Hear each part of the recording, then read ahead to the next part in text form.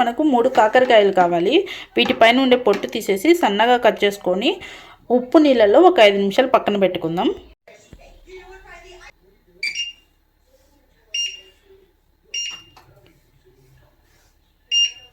Wait చేసుకొని ఇందులో oil వేసుకోవాలి. మనం ఇప్పుడు కొద్దిగా వేపుడికి సరిపోయినమైన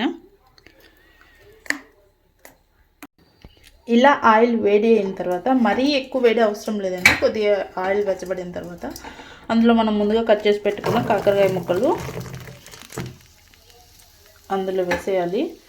ఇందులో ఇప్పుడు ముందుగా వచ్చేసి కాకరకాయ ముక్కలతో పాటు కరివేపాకు కూడా వేయాలండి. కరివేపాకు వేస్తే మంచిగా వాసన వస్తుంది, బాగా గుమగుమలాడుతూ.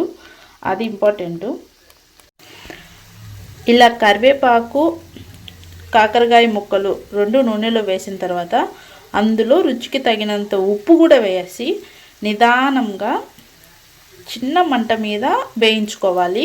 ఎక్కువ పెడితే తొందరగా మాడిపోతుంది, తగ్గిపోతుంది, చేదు ఉండదు చాలా మాత్రం. ఇప్పుడు దీనిపైన మనం మూత పెట్టి చిన్న మంట మీద వేయించుకోవాలి. కొద్దిగా కలిపి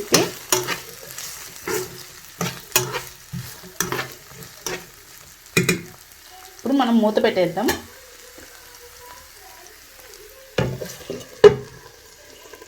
ఒక 5 నిమిషాలు వరకు చిన్న మంట మీద అలా వేయించి తర్వాత మళ్ళీ మూత తీసి కొద్దిసేపు కలతిప్పి మళ్ళీ మూత పెట్టాలి. ఇలా ఒక 10 నిమిషాల పాటు చేయాలి మనము. ఇప్పుడు మనము ఈ పప్పుల్ని పిండి చేసుకుందాం, పొడి కొట్టుకుందాం.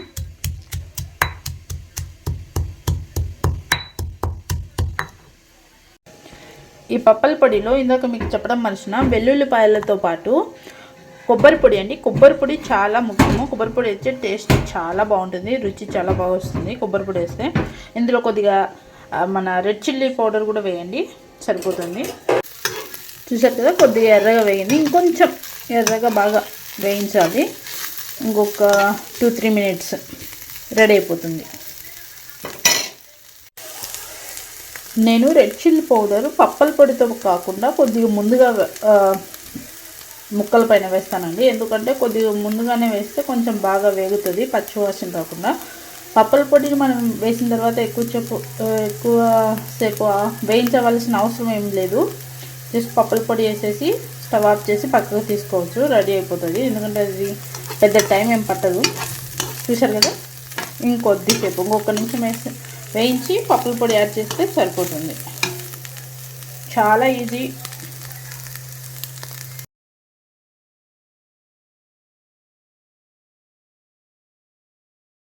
ఈ వీడియో మీకు నచ్చినట్టయితే మా ఛానల్ని లైక్ చేసి సబ్స్క్రైబ్ చేసుకోండి. ఇలాంటి మరిన్ని రుచికరమైన వంటల కోసము మా ఛానల్ని సబ్స్క్రైబ్ చేసి నలుగురికి షేర్ చేయండి.